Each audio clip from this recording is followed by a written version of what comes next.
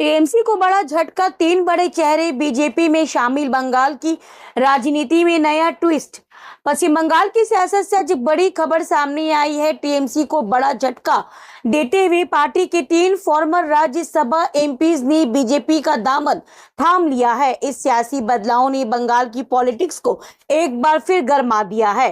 लंबे समय से चल रहे अटकलों पर आज पूरी तरह से विराम लग गया। सॉल्ट लेक में बीजेपी के स्टेट हेडक्वार्टर्स में टीएमसी के 3 फॉर्मर राज्यसभा एमपी सुखेंदु शेखर रॉय, प्रकाश चिक बारिक और सुष्मिता देव ने ऑफिशियल तौर पर भारतीय जनता पार्टी ज्वाइन कर ली। भारतीय जनता पार्टी के पश्चिम बंगाल स्टेट प्रेसिडेंट सौमिक भट्टाचार्य की मौजूदगी में तीनों नेताओं ने बीजेपी का झंडा थामा। सुबह से ही इनके बीजेपी ज्वाइन करने की चर्चा सियासी गलियों में जोर पकड़ रही थी और आखिरकार ये अटकलें सच साबित हुई। पॉलिटिकल एक्सपर्ट्स का मानना है कि लोकसभा इलेक्शन के बाद बंगाल की सियासत में नए पॉलिटिकल इक्वेशन बनने के संकेत मिल रहे थे। ऐसे में टीएमसी के सीनियर और एक्सपीरियंस चेहरों का बीजेपी में आना काफी अहम माना जा रहा है। खास बात यह है कि सुखेंदु शेखर रॉय को टीएमसी के सीनियर लीडर और पार्टी स्पोक पर्सन के रूप में जाना जाता था। वहीं प्रकाश चिक बारिक और सुष्मिता देव भी नेशनल पॉलिटिक्स के पहचाने हुए चेहरे हैं। बीजेपी का कहना है कि इन नेताओं के आने से सिर्फ पार्टी की संख्या ही नहीं बल्कि ऑर्गेनाइजेशन भी और मजबूत होगा। अब सबकी नजर टीएमसी की प्रतिक्रिया पर है। देखना होगा कि रूलिंग पार्टी इस सियासी झटके को किस तरह हैंडल करती है और इसका बंगाल की पॉलिटिक्स पर आगे क्या असर पड़ता है। फिलहाल बंगाल की सियासत में ये एक बदली पॉलिटिकल डेवलपमेंट मानी जा रही है और सियासी हलचल और तेज होने के असर नजर आ रहे हैं। অর্থনৈতিক চিত্রটা পশ্চিমবঙ্গের কি ছিল যখন এই সরকার এসেছিল 2011 সালে এবং কোথায় গেছে।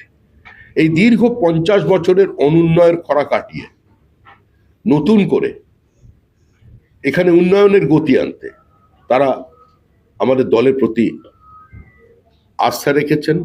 চর্চা কি করে চলবে? রাজ্যসভায় আমরা কি দেখতে পাচ্ছি সুখেন্দু শেখর রায়, আমরা একাধিকবার আপনার মুখে সুখেন্দু বাবুর কথা আমরা একাধিকবার এই পার্টি অফিসে শুনেছি। সুখেন্দু দাকে কি সুখেন্দু বাবুর বাবার কথা শুনেছেন, সুখেন্দু বাবুর কথা শুনেননি? শুনেছি আপনার মুখে। আমি বলেছি তার পরিচয়। শিবেন্দু শেখর রায়কে তো কম লোক চেনে, সুখেন্দু শেখর রায়কে ঘটনার চক্রে বা দুর্ঘটনার চক্রে বেশি লোক চেনে, সেই জন্য তার নামটা বলতে হয়েছে। এই আনসাং হিরোরা তো ভারতবর্ষের বিভিন্ন জায়গায় ছড়িয়ে আছেন। শিবেন্দু শেখর রায়ের জন্য আজকে ফরাক্কা ব্রিজ দেখতে পাচ্ছেন, মালদাকে এই দেশের মধ্যে দেখতে পাচ্ছেন। তিনি যদি না থাকতেন আর যারা ওখানের লিগ্যাসিকে এনজয় করছে তারা কংগ্রেসের পতাকা হাতে নিয়ে কোন দিকে ছিলেন সেটাও কিন্তু মানুষরা জানেন। তো এই ইতিহাসগুলো এই সরকারের আমলে ধীরে ধীরে বেরিয়ে আসবে। আমাদের ইতিহাসকে তো বিকৃত করে দেওয়া হয়েছে। কিন্তু as per the decision of the BJP High Command, which is Nitin Nabinji and Honorable Home Minister of India, Shomika, Shubhendu, people of Bengal আমাকে একবার না দুবার রাজ্যসভাতে সুযোগ দিয়েছে।